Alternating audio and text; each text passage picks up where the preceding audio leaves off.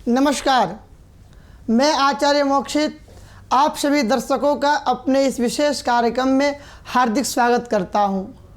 आज हम जो विशेष रूप से चर्चा करेंगे कि ऐसे कौन कौन से जो छोटे उपाय हैं या ऐसी कौन सी जो छोटी छोटी बातें हैं, अगर आप उसका विशेष रूप से ध्यान रखते हैं तो आपको अपने जीवन में कभी भी पैसे की कमी नहीं होगी। बहुत सारे लोग अपने जीवन में जितना धन कमाते हैं उससे कहीं ज़्यादा वो अत्यधिक उनका खर्च होता है। यह ऐसा जो कारण है वो हमारे दुख का कारण होता है। इसीलिए हमारे जो पूर्वज थे वो कहते थे कि चादर उतनी ही फैलानी चाहिए जितनी हमारी औकात हो। इसीलिए आप में से बहुत सारे लोग चादर तो हद से ज़्यादा फैला देते हैं, परंतु उसका जो आगे जाके जो परिणाम होने वाला है उससे वो अनजान रहते हैं। तो आइए आज मैं आपको ऐसे ही छोटी छोटी बातों बताऊंगा। अगर आप उन बातों का ध्यान रखते हैं तो आपको भी अपने जीवन में कभी भी पैसों की कमी नहीं होगी।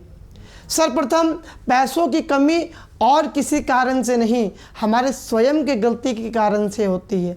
आप में से बहुत सारे लोग अपने जीवन यापन के लिए बहुत अच्छा धन कमाते होंगे, परंतु वह धन से भी आपका खर्च नहीं चल पा रहा है, आपका घर नहीं चल पा रहा है। ऐसे में क्या किसकी गलती मानी जाए? ऐसे में सिर्फ और सिर्फ वह आपकी गलती है। तो आइए वह छोटी छोटी बातें कौन कौन सी हैं वो जो आपको विशेष रूप से ध्यान रखना है।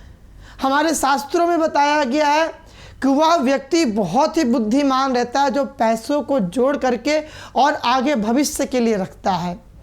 क्योंकि बहुत सारे लोग जैसे अभी धन कमाए वैसे ही उस धन को खर्च कर देते हैं, परंतु बुद्धिमान व्यक्ति वही है जो उस धन को जोड़ करके रखे और आगे भविष्य के लिए उसको संजोग करके रखे। और बुद्धिहीन व्यक्ति वह होता है जो पैसों को तुरंत खर्च कर देता है और भविष्य के लिए जोड़ करके नहीं रखता है। क्योंकि हमारे शास्त्रों में धन के 3 योग बताए गए हैं। पहला भोग, या फिर अगर आप जो धन कमा रहे हैं उसका अपने जीवन में आप उपयोग करें। दूसरा दान, आप अपने धन में से या फिर जितने भी आपकी कमाई हो उसका कुछ प्रतिशत आप धार्मिक कार्यों में लगाएं, उसका दान करें। और जो तीसरा बताया गया है, अगर आप यह 2 कार्य नहीं करते हैं तो तीसरा है नाश, उस धन का समूल नाश हो जाता है। जैसा कि आपने श्रीमद् भागवत महापुराण में पढ़ा होगा कि गोकर्ण पंडितो ज्ञानी धुंधकारी महाखला। गोकर्ण जी जो थे वह बहुत ही धनवान और बहुत ही बुद्धि विवेक वाले थे, परंतु उनके घर में एक ऐसा पुत्र आया जो कि उनके साम्राज्य के उनको धन के उनको सर्वनाश कर दिया। इसीलिए आप भी ऐसा धन ना कमाएं जो कि आपके भाग्य को या आपके जीवन को कष्ट में डाल दे। क्योंकि हमारे शास्त्रों में बताया गया कि जो लक्ष्मी होती है वह चंचल होती है। इसीलिए लक्ष्मी आती तो है आपके पास में, परंतु वह आपको उल्लू बना करके चली जाती है। क्योंकि जो लक्ष्मी माँ की जो सवारी है वह उल्लू है।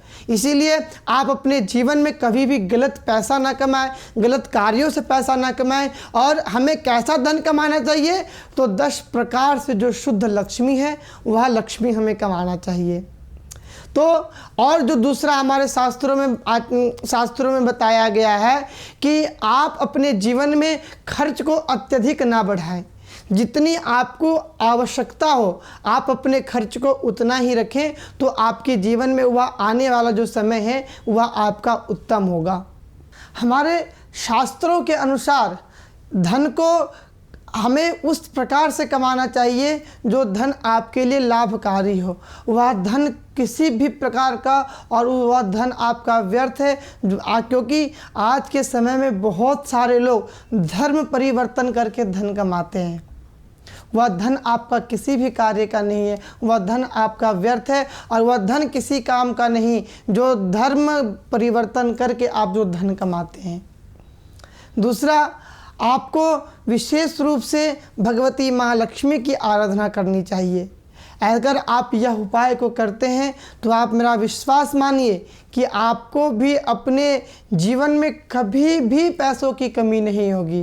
क्योंकि अगर आप इन छोटी छोटी बातों का ध्यान रखेंगे तो आपका जो फिजूल के जो खर्चे हैं वह बचेंगे और वह आपको आगे चल कर के आपके भविष्य में आपको काम आएंगे। नमस्कार।